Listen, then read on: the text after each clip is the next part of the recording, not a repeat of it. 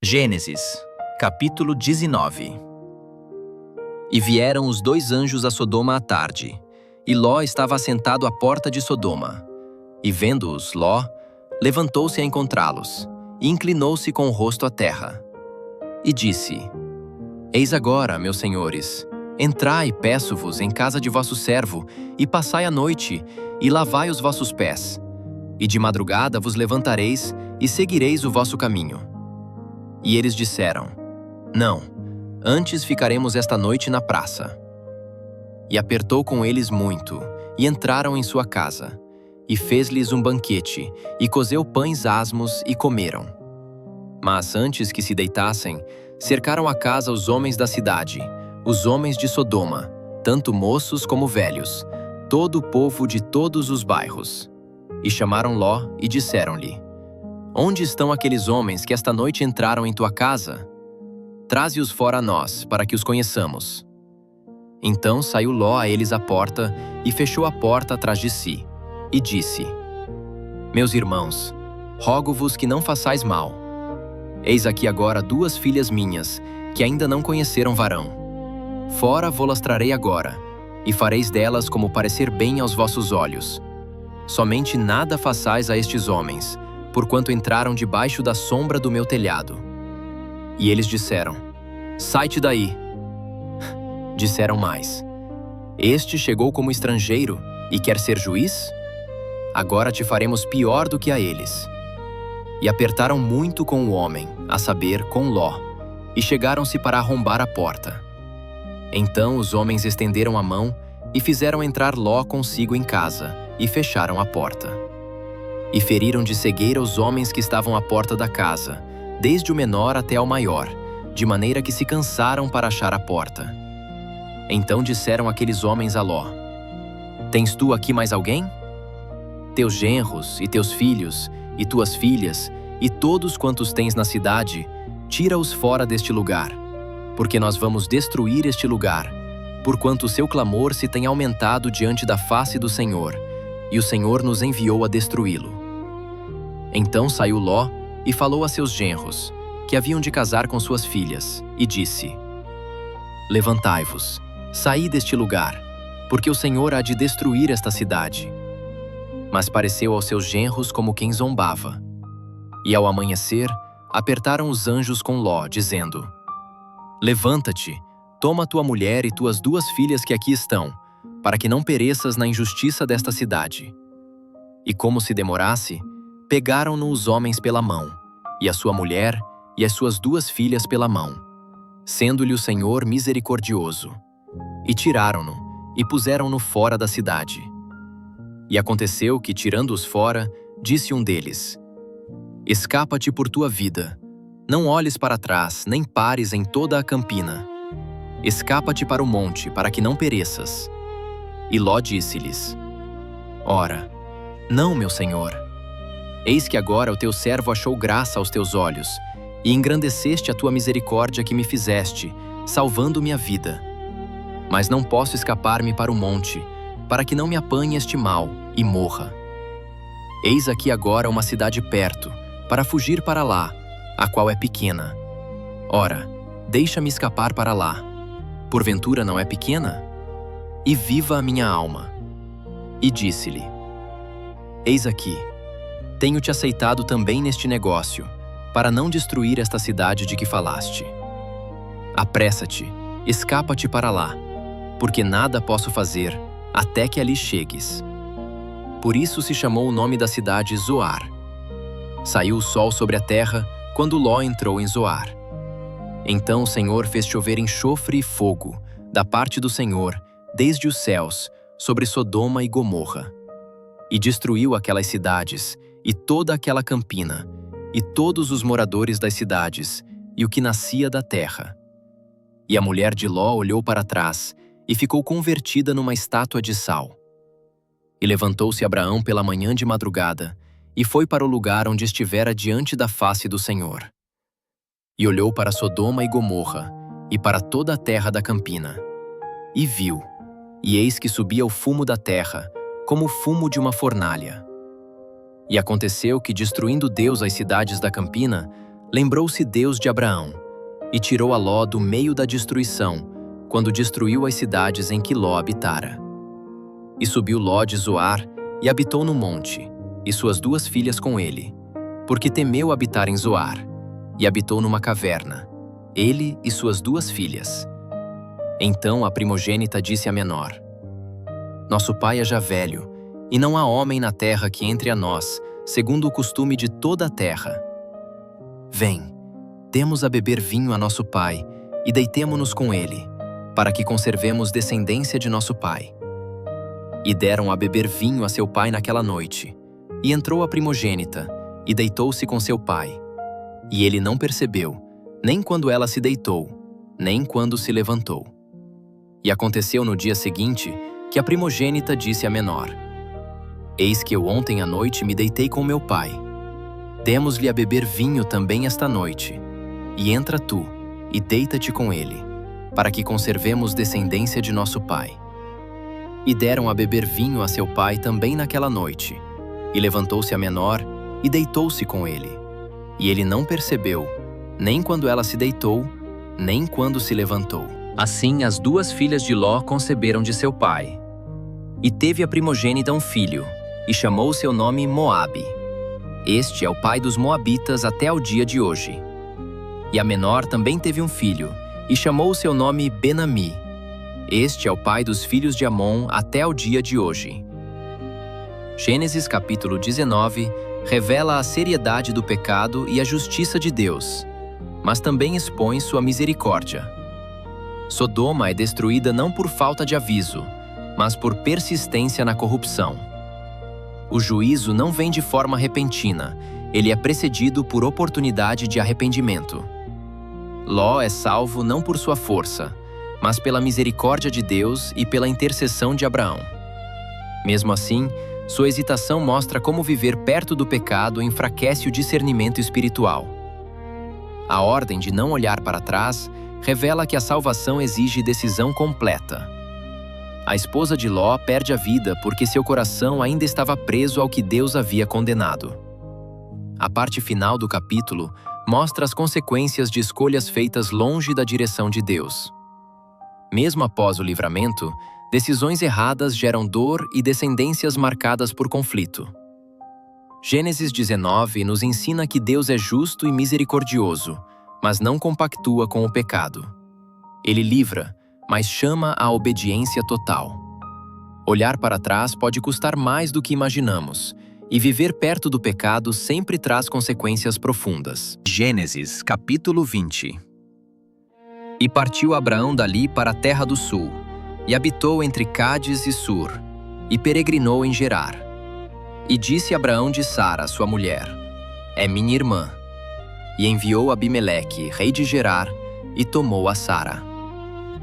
Deus, porém, veio a Abimeleque em sonhos de noite, e disse-lhe: Eis que morto és, por causa da mulher que tomaste, porque ela tem marido. Mas Abimeleque não se tinha chegado a ela.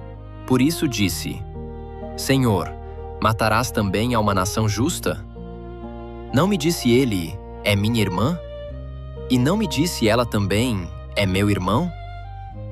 Com sinceridade do meu coração e na pureza das minhas mãos fiz eu isto. E disse-lhe Deus em sonhos: Bem sei eu que com sinceridade de teu coração fizeste isto, e também eu te impedi de pecar contra mim. Por isso não te permiti tocá-la. Agora, pois, restitui a mulher a seu marido, porque profeta é, e rogará por ti, e viverás. Mas se a não restituíres, sabe que certamente morrerás, tu e tudo o que é teu. Então Abimeleque levantou-se pela manhã cedo, e chamou todos os seus servos, e falou todas estas palavras aos seus ouvidos, e temeram muito aqueles homens. E chamou Abimeleque a Abraão, e disse-lhe: Que nos fizeste? E em que pequei contra ti, que trouxeste sobre mim e sobre o meu reino tamanho pecado? Fizeste-me obras que não se devem fazer. Disse mais Abimeleque a Abraão: Que intentavas tu para fazeres isto? E disse Abraão: Porque eu dizia comigo: Certamente não há temor de Deus neste lugar, e matar-me-ão por causa da minha mulher.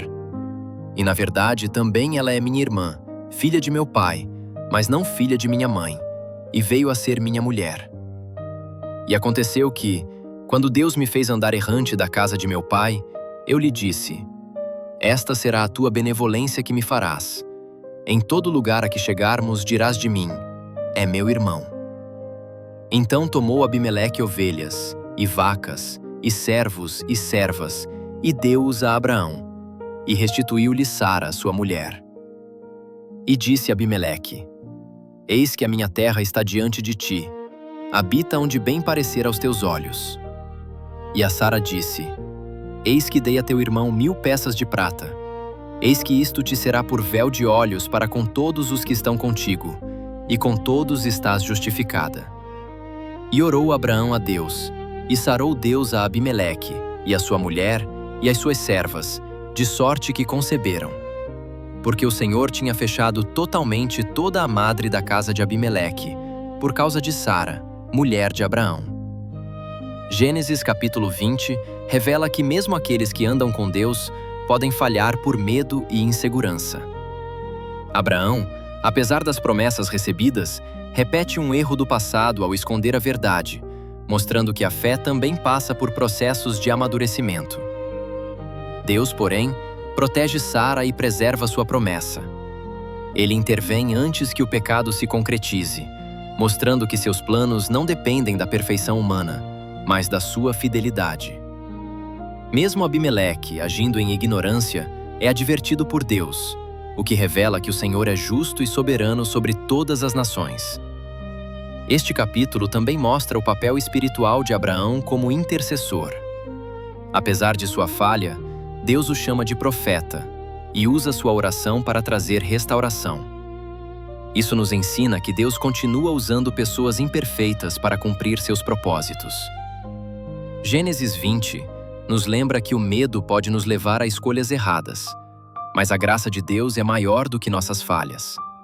Ele corrige, protege e conduz sua promessa até o cumprimento. Gênesis capítulo 21.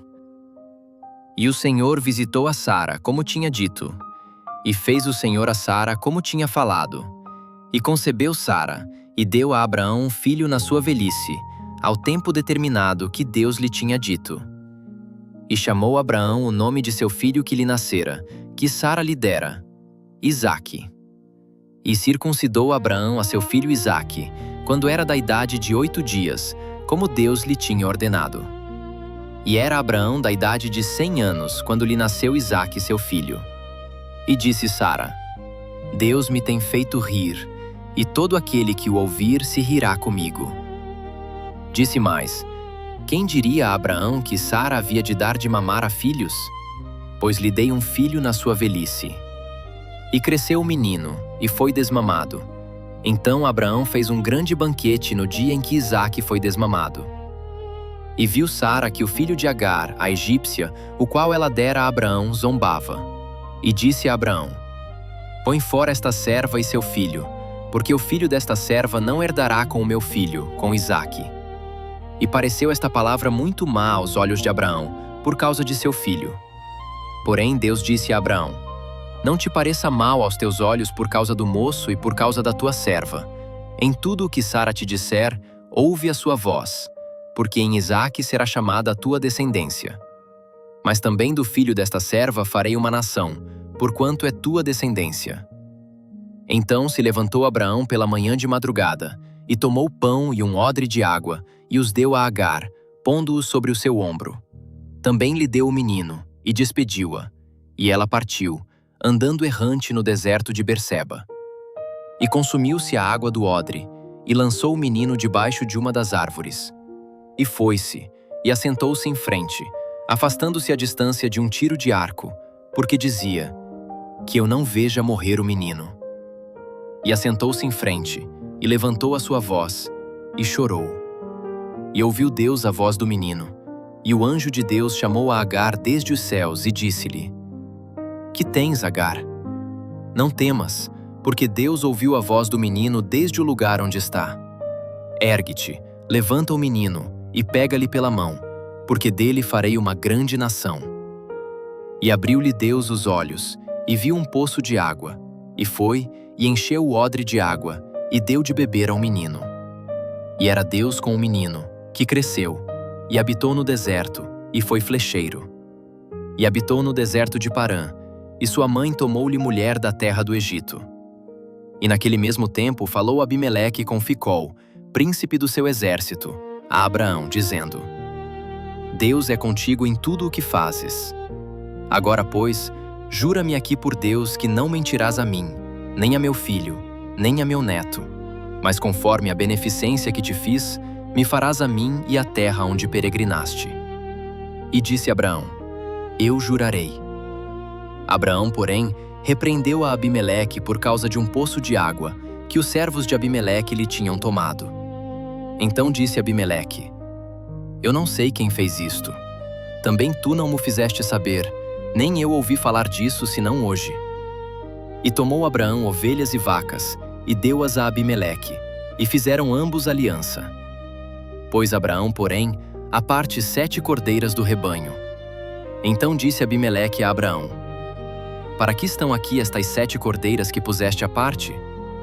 E disse ele: Tomarás estas 7 cordeiras de minha mão, para que sejam por testemunho de que eu cavei este poço. Por isso se chamou aquele lugar Berseba, porquanto ambos juraram ali. Assim fizeram aliança em Berseba, e levantou-se Abimeleque e Ficol, príncipe do seu exército, e tornaram-se à terra dos filisteus. E plantou Abraão um bosque em Berseba, e invocou lá o nome do Senhor, Deus eterno. E peregrinou Abraão na terra dos filisteus muitos dias. Gênesis capítulo 21 marca o cumprimento da promessa que parecia impossível. Deus visita Sara no tempo determinado e mostra que nenhuma palavra sua cai por terra. O nascimento de Isaque confirma que a promessa não depende da idade, das circunstâncias ou da lógica humana, mas da fidelidade de Deus. Este capítulo também revela que promessas cumpridas não eliminam conflitos. A saída de Agar e Ismael mostra que decisões do passado geram consequências, mas também revela que Deus cuida de todos os envolvidos. No deserto, quando tudo parece perdido, Deus ouve o clamor do menino e abre um caminho de provisão. Gênesis 21 nos ensina que Deus é fiel para cumprir suas promessas e misericordioso para cuidar daqueles que sofrem. Ele transforma choro em riso, escassez em provisão e incerteza em esperança. O Deus que promete é o Deus que cumpre, no tempo certo e da forma perfeita.